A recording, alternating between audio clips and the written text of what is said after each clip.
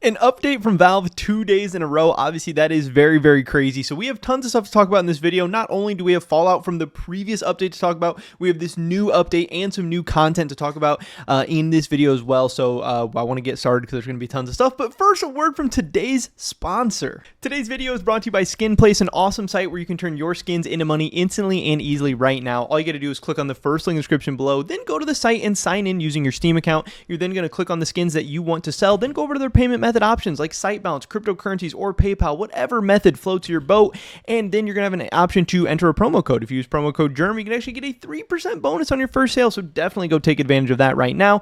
Then click on receive money, go to the next step, and then they're going to send you a trade offer that you just need to accept and confirm on your Steam. And then your money's going to get sent to you a couple minutes later. It's that simple. It's that easy. Thank you to SkinPlace for sponsoring this video. So after yesterday's update where we saw that SnapTap was being removed and, other kind of binding features and stuff like that, stuff like jump binds was going to be removed from the game. I think I actually kind of downplayed what this meant a little bit and didn't give it as much time and thought as it needed. That, they tweeted out live, look at DE Mirage after today's update, saying that a lot of players' smokes and lineups and throws were going to actually be messed up without the jump throw binding still being in there. I know that CS2 said even in that post that they've added a lot of reliability updates trying to make stuff like jump throws work without actually having a binding, but obviously some people who have been relying on bindings for quite some time now, we're going to have some issues. So it does seem like, removing SnapTap and then alongside of it, removing jump throws is actually going to be a pretty significant deal. So I did just want to follow that up from the patch.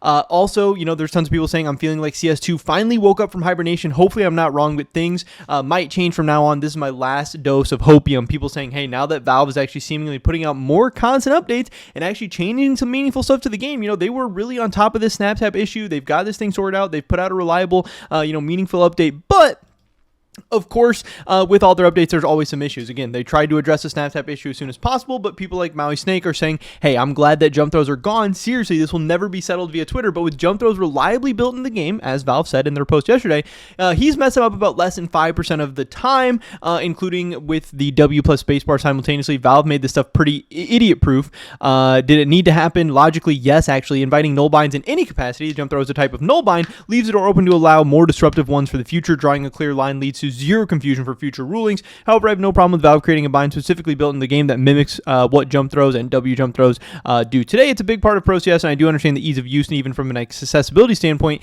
it's a fair pushback. So it is obviously going to be very interesting to see how players who have been very used to the jump throws and stuff like that are going to adjust to this over time. It's going to be interesting to see, are we going to see pros messing this up in matches? Is this going to affect the Shanghai Major? I don't know. Again, if this is super reliable, it's probably just going to be something new they have to learn. I'm sure they'll get used to it very, very fast. But if it is even 5% less reliable, it is going to be interesting to see how it messes up any potential matches. And obviously, it's going to be messing up premier matches and solo queue and stuff like that. But in the long term, I think it'll get sorted out and people get used to it. Probably won't be that big of a deal. But another big downplay or downside of the update to SnapTap is people being reported as false positives. Players reporting they're getting kicked for normal strafing while not using SnapTap. It wouldn't be a classic Valve update if something didn't break. So again, Valve has good intentions here. They are trying to clear up what they think is an unfair advantage to people, but as you can see here, all kinds of different people are being kicked from their matches for suspicious activity or whatever. Apparently the new Steel Series Rapid Tap is also being immediately detected by CS2. They are trying to clear up all different kinds of things, so that is good. SnapTap Pros made you 0.1% better at the game. SnapTap Cons killed jump throw binds forever. This very funny tweet from Vu CSGO that I wanted to include as well. And then also people saying they think SnapTap would have been fine if this wasn't also a possibility, where Aqua's Missing tweeted out this new counter-strafing config that was actually better than null binds and SnapTap. So there was just all kinds of issues where counter-strafing was just being really exploited through a lot of the stuff, and people were getting very deep into the config and into SnapTap and all that.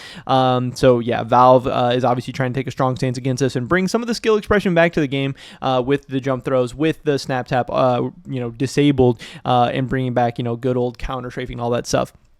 Drops, who had been a very strong opponent to stuff like SnapTap, said the job is finished. He also says that false positive kicks can happen, let them fix it. So he is saying to definitely be patient and let Valve kind of fine-tune this thing that's going to eventually hopefully help clean up the game and make skill expression a thing in the long term, which obviously Counter-Strike 2 and Counter-Strike in general and Counter-Strike fans want Counter-Strike to be, the skill expressive FPS. Obviously, people want to say, stuff like Overwatch and Valorant and all those games are not as skill expressive, but they want Counter-Strike to be that game that's about your mechanics, that's about those small things, and obviously counter-strafing is a big part of that. Xerpus says that he never used null binds and instantly disabled Wooting SODC after last night updates. First game of the day, kicked 5 times during one game for kicked for input automation. Lost the last game 11-13 because the last kick was on 11-12 scoreline. False positive goes crazy. Again, this is going to be very, very frustrating, and again, you are right if you think this is annoying and Valve should have put this update out in a better way or had a better system before they was ready to go. But again, there will be people on the other side saying, hey, something is better than nothing, and hey, getting banned for false positive is fine as long as they hone the system over time.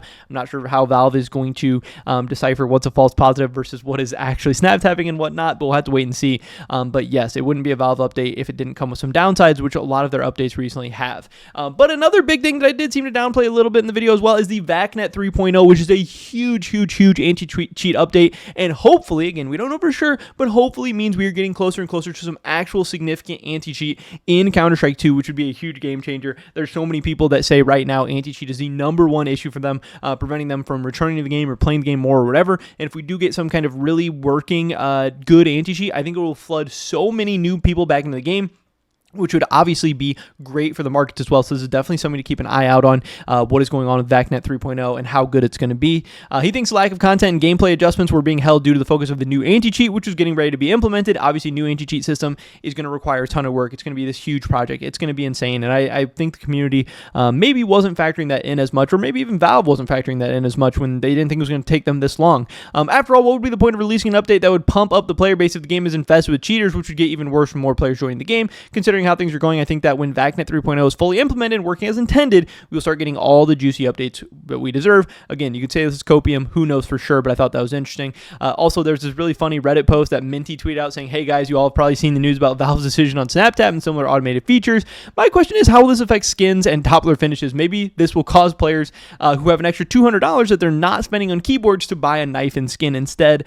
This is just absolutely hilarious. This is peak CS2 community, just the worst, most ridiculous takes you've ever heard, but I thought it was very funny, and I thought it was funny that Minty tweeted out, so I just wanted to show you guys some love there. The CS2 situation is so bad that we reach a point that simply speculating about Valve caring about the game that they're working on something makes people angry and upset. This is absolutely true. If you say anything good about Valve, people are going to be like, shut the fuck up, you're an idiot, CS2 sucks, Valve's so stupid, they're not doing anything, they're useless, they hate CS2, they're letting the game die. But again, we'll have to see in the long run if that ends up being true, or if the Valve kind of believers end up being right.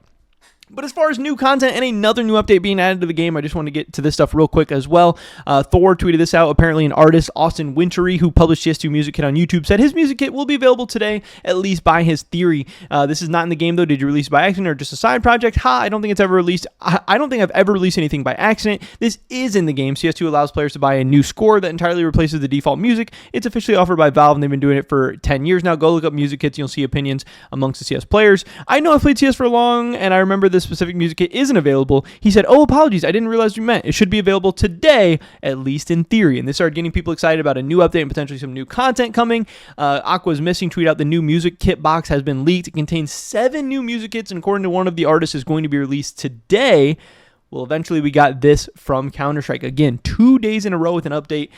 This is pretty meaningful. New content. We're excited to release the Masterminds 2 music kit box featuring music from these people. Again, I don't necessarily know who any of these people are, but whatever. The music kit box is available in-game now in standard and stat track versions, and then they also dropped today's release notes. And here we go. Let's check out what they have as far as the 8/20/2024 release notes as soon as this loads. Masterminds 2 music kit box now available for purchase in standard and stat track versions. Fix a case where audio output was garbled due to running on efficiency CPU cores, minor style adjustments, and reduce the amount of performance stutter at end of round time. So again, not a big update, not by any means, very small update, but some new content, which is cool. And just the fact that they are doing anything, this does show signs of life that Valve has not given up on CS2. They are doing things behind the scene. And again, we just did get not a big update yesterday, but a meaningful update as far as anti-cheat updates and just kind of actually being communicative with the community for the first time in a long time, that they are working on BACnet 3.0 behind the scenes.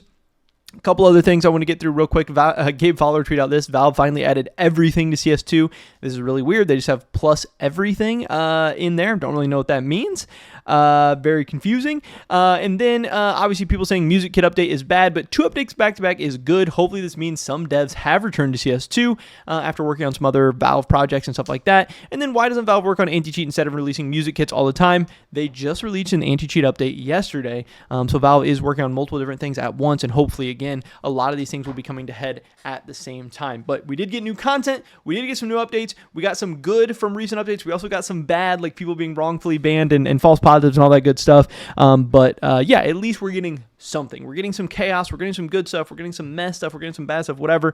But Valve is working behind the scenes, and hopefully that means good signs for the future. And again, as Valve continues to pump out updates and fix the game and make things better and better and get closer to a BACnet 3.0, again, eventually that will be good for the markets. So while the markets are a little bit flat or a little bit down or a little bit boring, stale, that is your time to start loading up. That is your time to start buying. I have been buying for the past couple months. I'm going to continue to be buying.